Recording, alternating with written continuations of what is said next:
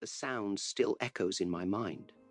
Not the roar of a crowd, not the thud of a knockout blow minus, but the quieter, more insidious sound of doubt creeping into my thoughts before a fight. That whisper that says you're not ready, you're not good enough, you're not strong enough. I've faced some of the most formidable fighters in the world, but none as dangerous as the untrained mind that lurks within each of us. Your greatest enemy isn't standing across from you in the ring, minus it's staring back at you in the mirror. The opponent that knows your every move before you make it. The one that has studied your weaknesses since childhood. The one that can defeat you with nothing more than a thought. You feel it too, don't you? That constant voice questioning every move you make.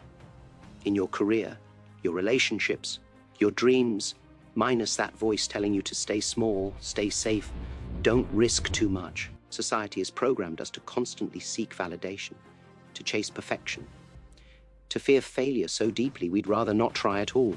I spent 20 years training my body to respond with lightning speed, but that night in front of the mirror taught me something no physical training ever could. Minus the deadliest hits don't come from your opponents, they come from the doubts you carry within. When I first came to America, I thought my greatest challenges would be external, minus the prejudice, the closed doors, the skepticism about my methods. But late one night in my Oakland school, after everyone had gone home, I discovered something that would change everything. I was alone, practicing my techniques with ferocious intensity, each punch precise, each kick explosive, each movement flowing into the next like water. I caught a glimpse of myself in the mirror. For a split second, I saw something that stopped me cold. Behind all that speed and power, behind the techniques I'd spent a lifetime perfecting, I saw fear. Fear of not being enough. Fear of failing those who believed in me. Fear that despite all my training, I might still be defeated, minus not by another fighter, but by my own limitations. I'm talking about your mind, minus untamed, undisciplined, unmastered. This is the adversary I'm going to teach you to defeat. High chair isn't just about fighting. It's about the invisible war that rages within you every single moment of every single day. A war that most people don't even realize they're losing. But I warn you, minus once you see this truth, never unsee it. It's like looking directly into the sun. The question is, are you ready to face your greatest enemy? When you walk into a job interview, it's not the interviewer who defeats you, it's your own hesitation. When you want to speak your truth, it's not others' judgment that silences you. It's the prison of your own making. When you dream of creating something meaningful, it's not lack of opportunity that holds you back. It's the untrained mind whispering, "Who are you to try?" Let me tell you about the 3 most dangerous opponents you'll face in this internal battle. I didn't discover them in any training hall or street fight. I found them in moments of silence, in the space between thoughts, in the quiet reflection of my deepest truths. The first is the perfectionist, perhaps the most paralyzing enemy of all. I remember spending countless hours practicing a single movement, believing that absolute perfection was the only acceptable outcome. But this opponent is clever. It doesn't attack directly, freezes you in place, makes you so afraid of making a mistake that you never truly express yourself. How many dreams have you abandoned before they began simply because you couldn't guarantee flawless execution? The perfectionist whispers that unless you can do something perfectly, you shouldn't do it at all. This is a lie. Progress lives in imperfection. Growth thrives in mistakes. The master has failed more times than the beginner has even tried. The second opponent is the doubter, that voice that questions your every move, your every right to succeed. When I first arrived in Hollywood, every door seemed to close. Too Asian for the lead role, they said. Audiences aren't ready, they said. But the loudest voice saying that you can't wasn't coming from them. It was echoing from within. The doubter is most dangerous because it sounds so reasonable, so protective. It disguises fear as wisdom, hesitation as caution. It speaks with the voice of every person who ever told you to be realistic, to know your place, to accept limitations. The doubter strikes hardest when you're closest to breakthrough, dimming your light precisely when you need to shine brightest. And the third, perhaps most treacherous of all, minus the ego. People think ego means pride, but true ego is far more subtle.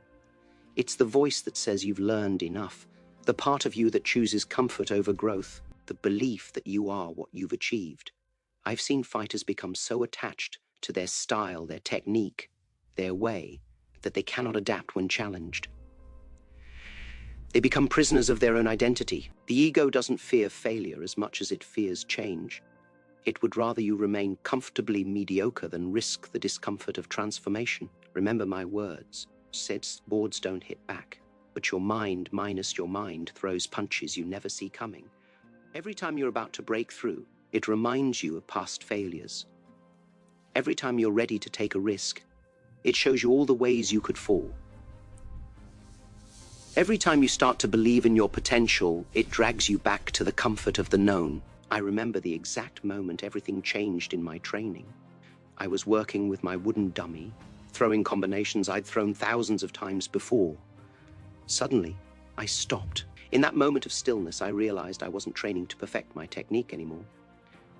I was training to silence these inner opponents. Each punch wasn't about hitting harder. It was about breaking through another layer of self-imposed limitation. The real fight isn't out there in the world. The real fight happens in those quiet moments when you're alone with yourself, when there's no one to impress, no one to compete with, no one to blame. That's when these three opponents come at you hardest. And that's exactly when you need to remember what I'm about to teach you. When I created Jeet Kune Do, people thought I was just making another fighting style. But I wasn't interested in adding to the confusion, I was interested in stripping away, in revealing the truth that had always been there. And this truth applies even more powerfully to your inner battles. The first principle, using no way as way. People are always searching for the perfect method, the ultimate technique to overcome their inner demons. They jump from one self-help book to another, one guru to the next, always looking outside themselves for answers. But listen carefully, the moment you commit to a single way, you become its prisoner. True freedom comes from remaining formless, adaptable, fluid. Remember the famous scene from Enter the Dragon, the art of fighting without fighting? Your inner battles don't always need to be fought head-on. Sometimes the greatest victory comes from not engaging at all. When self-doubt attacks, don't wrestle with it. When fear strikes, don't try to overpower it. Instead, redirect that energy. Like water flowing around a stone in its path, most people's inner work is all mechanical movement, minus rigid routines, forced positivity, rehearsed affirmations. Where is the emotional content? A punch without emotion is just motion through air. Your inner work without genuine feeling is just going through the motions. Feel your struggles, embrace your doubts. Only by acknowledging their presence can you transcend them. Let me tell you about water, the softest substance in the universe, yet it can penetrate rock. Why? Because it doesn't fight itself. It doesn't try to be anything other than what it is. When it meets an obstacle, it doesn't force its way through, it flows around, under, over. Be like water in your inner combat. Don't resist your thoughts and emotions, flow with them, understand them, let them show you the way. This brings me to one of my most misunderstood techniques, the 1-inch punch. People see the external display of power, but they miss the profound inner truth. The power doesn't come from the inch of physical movement. It comes from complete unity of mind, body, and spirit. When you eliminate the inner conflict, when you resolve the battle between who you are and who you think you should be, that's when true power emerges. I once broke every mirror in my training room, not out of anger, but revelation. I realized I had been fighting my reflection, an image, an illusion of who I thought I needed to be. The real battle isn't with the enemy you see in the mirror. The real battle is with the beliefs that make you see an enemy at all. Your power your true unstoppable power isn't in overcoming yourself. It's in realizing there was never anything to overcome. The opponent you've been fighting is just a shadow, a reflection of your own limiting beliefs. When you understand this really understand this that's when everything changes. That's when you become like water, formless, shapeless, able to adapt to any container life puts you in without losing your essence. Now let me share with you the practices that transformed me from a young man filled with anger and frustration into someone who could truly express himself. These aren't just techniques, they are weapons for your inner arsenal. But remember, a weapon is only as powerful as the truth behind it. First, the art of honest self-expression. Every morning before I touch a training dummy or throw a single punch, I stand alone and ask myself, who are you really? Beneath all the titles. Expectations minus who are you? Most people never dare to ask this question. They're too afraid of the answer. But true power begins with brutal honesty. Think of the bamboo in a storm. The rigid oak tries to stand unmoved and eventually breaks. But the bamboo minus, it bends, adapts, flows with the wind and survives. Your mind must be like bamboo. When challenges come, don't resist them with rigid thoughts and fixed beliefs. Bend, adapt. Let me teach you 5 specific practices that I've never shared in any interview, never demonstrated in any film. These are the real tools of inner combat.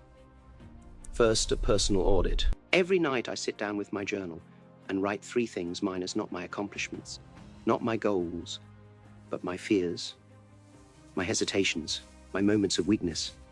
Why? Because you cannot transcend what you don't acknowledge. Be brutally honest. Where did you hold back today? When did you let your inner opponent win? Don't judge minus, just observe, like watching an opponent's movements. You're gathering intelligence. Second, the water meditation. Find a quiet place, close your eyes. Imagine yourself as water. Water doesn't try to be water minus, it simply is. When it meets a rock, it doesn't fight minus, it flows. When it's frozen, it doesn't resist minus, it adapts. When it's heated, it doesn't struggle minus, it transforms. Practice this for even 5 minutes, and you'll feel your rigid thoughts beginning to dissolve. Third, the progressive challenge system. Each day, identify one small fear, one tiny limitation, and step directly into it. If speaking up in meetings terrifies you, start by saying just one word. If physical training intimidates you, begin with 1 push-up. Remember my journey minus, I didn't start by breaking boards. I started by breaking habits, 1 small victory at a time. Fourth, the empty cup practice. Every morning, remind yourself yesterday's achievements are yesterday's story, yesterday's limitations are yesterday's lies. Empty your cup completely. Pour out your assumptions about what you can and cannot do. Pour out your beliefs about who you are and aren't. Start each day as an empty vessel, ready to be filled with new possibilities. Fifth, the shadow practice. This is perhaps the most powerful of all. For 10 minutes each day, face your shadow minus, not literally, but metaphorically. What part of yourself have you been rejecting? What truth have you been avoiding? What strength have you been denying? Your shadows contain not just your darkest fears, but also your greatest untapped power. By integrating your shadow, you stop fighting half of yourself. You reclaim the energy wasted on internal conflict. But here's the crucial point. These practices are not about becoming someone new. They're about stripping away everything that isn't truly you.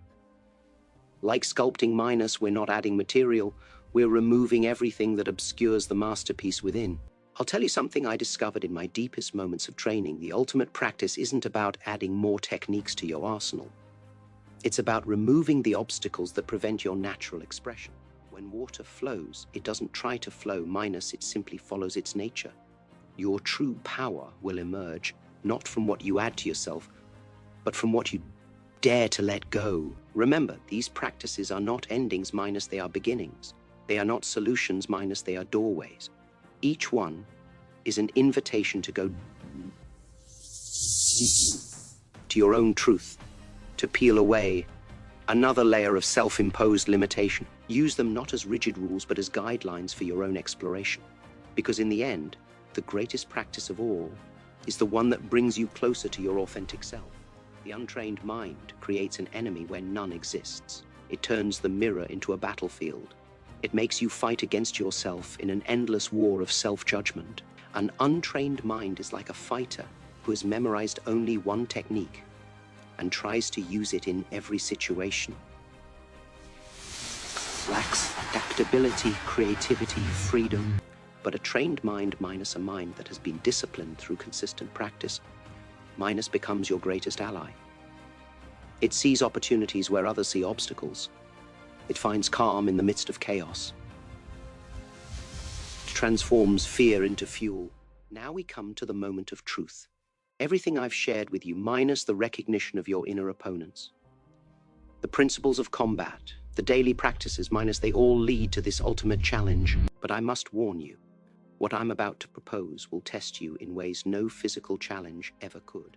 You see, all your life, you've been fighting the wrong battle. You've been trying to become perfect, trying to reach some idealized version of yourself that doesn't exist.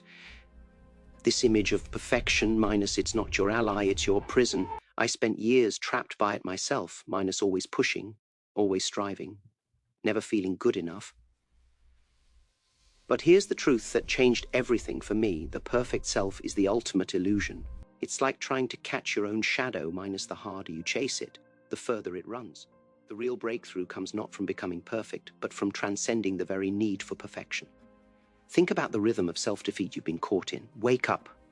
Criticize yourself, push harder, fall short, repeat. It's like a fighter who's memorized a losing combination and keeps throwing the same punches expecting a different result.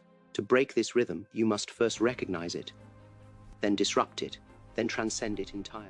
This is why I'm issuing you a challenge. For the next 7 days, you will engage in the most important fight of your life, the fight for your authentic self. But this isn't a fight against yourself, it's a fight for yourself. Day 1, face your reflection without judgment. Just observe, like watching an opponent without planning your attack. Notice the thoughts that arise, the instinctive criticisms, the habitual doubts. Don't try to change them, minus just witness them.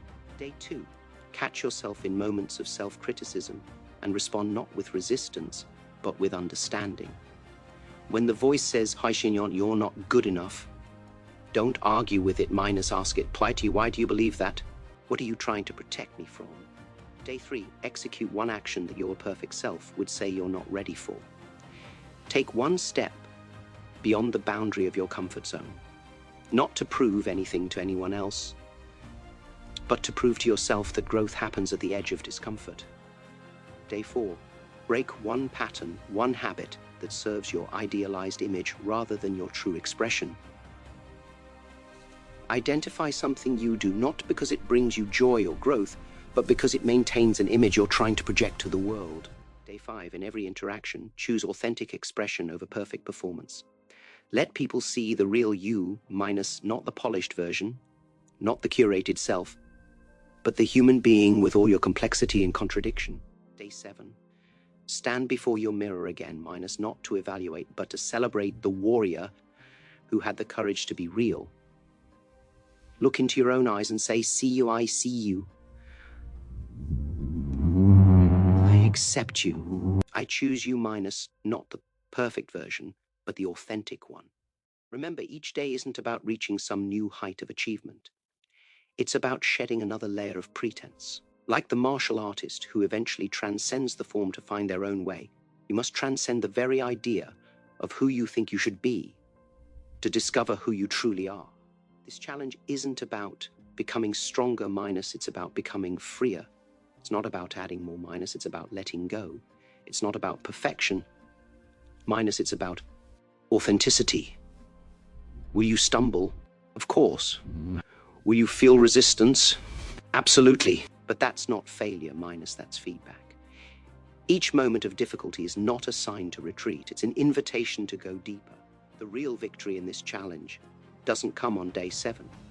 It comes in the moments between, minus in that split second when you choose truth over appearance, authenticity over approval, real expression over perfect performance. The untrained mind says your worth depends on your achievements, your appearance, your ability to please others. The trained mind knows your worth is inherent, unchangeable, complete exactly as you are. Return to that mirror now, the one that showed you your greatest opponent, the beginning of our journey. Look closely. What do you see?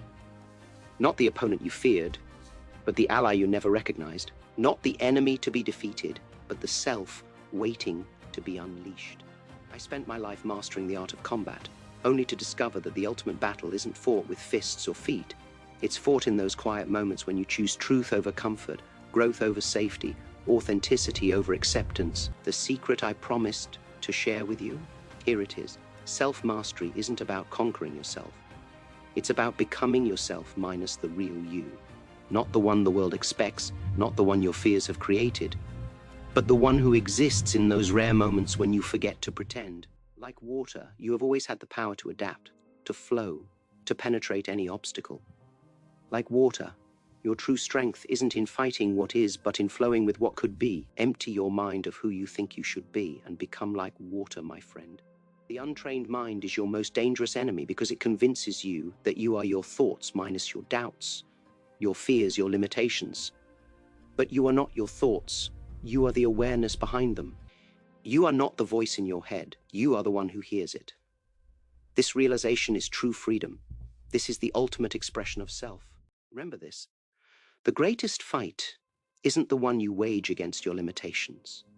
It's the one you win by simply having the courage to be who you truly are. Your opponents will fade. Your doubts will quiet. But your truth, that raw, unvarnished, powerful truth of who you really are, that will remain. Now go. The mirror awaits. But this time, don't look for an enemy to defeat. Look for the warrior within. Unleash. Because the greatest victory isn't in becoming perfect, minus it's in becoming real. The untrained mind is a dangerous enemy, but a trained mind is the ultimate weapon, the ultimate freedom, the ultimate expression of what it means to be truly alive. Water, my friend, be yourself.